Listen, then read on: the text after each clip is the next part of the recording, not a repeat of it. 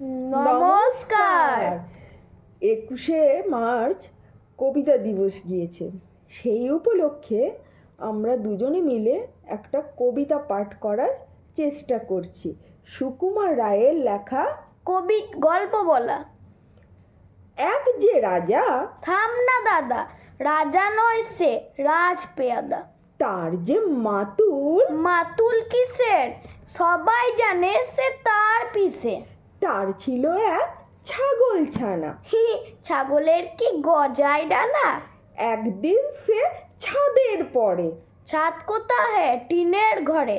বাগানের এক উড়ে মালি, মালি নয় মেহের আলী। মনের সাথে গাইছে বেয়াক। বেহাগ নয় বসন্ত রাগ।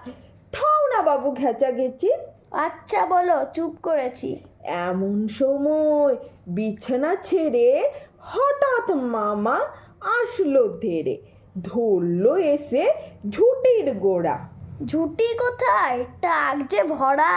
হোক না টেকো, তোর তাতে কি, লক্ষ্মী ছাড়া মুখু ঢেকি, ধরবো ঠেসে টুটির পরে, পিটবো তোমার মুন্ডু ধরে।